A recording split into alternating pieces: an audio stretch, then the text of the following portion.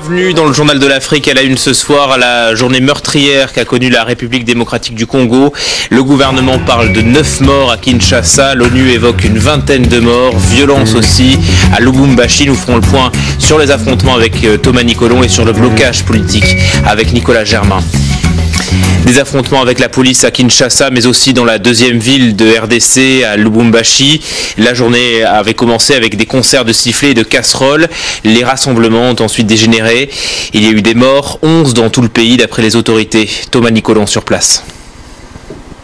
La tension est redescendue à Kinshasa après une journée d'affrontements entre les manifestants et les forces de l'ordre. Selon le gouvernement, ces affrontements ont fait 9 morts, 6 d'entre eux étaient des pillards, 2 d'entre eux étaient des femmes qui ont perdu la vie à cause de balles perdues, et l'un d'entre eux, toujours selon le gouvernement, était un policier qui a été tué par balle. Selon le Bureau conjoint des Nations Unies aux droits de l'homme, il y a 20 rapports sérieux de décès à Kinshasa, et nous avons vu de nos propres yeux un cadavre dans le quartier de Ngaba, au sud de la RDC à Lubumbashi. Le gouverneur de la province a déclaré qu'il y avait eu 2 morts dans des affrontements également. L'une des victimes était un manifestant, l'autre était un policier qui a été lynché par la foule. Quoi qu'il en soit, même si le calme est revenu à Kinshasa, il est difficile de savoir ce qui va se passer et comment va évoluer la situation au cours des prochaines heures et des prochains jours.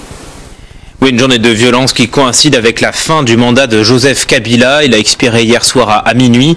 Le président reste en poste en vertu d'un accord passé avec une partie de l'opposition. L'opposant historique, Étienne Tshisekedi, lui appelle à la résistance pacifique.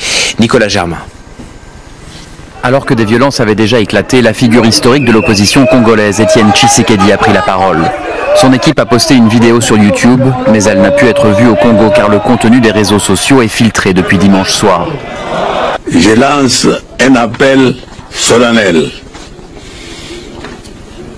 D'abord au peuple congolais à ne pas reconnaître l'autorité du reste illégal et illégitime de Joseph Kabila et à résister pacifiquement au coup d'État. Étienne Tshisekedi a accepté la poursuite de négociations politiques de sortie de crise, mais leur existence même apparaît compromise.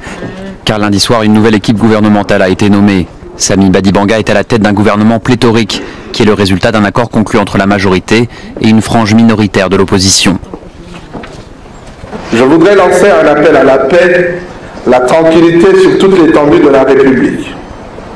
Le gouvernement prend des dispositions d'encadrement des forces de l'ordre et de sécurité afin que l'ordre public soit strictement respecté dans le respect des droits et libertés de chacun.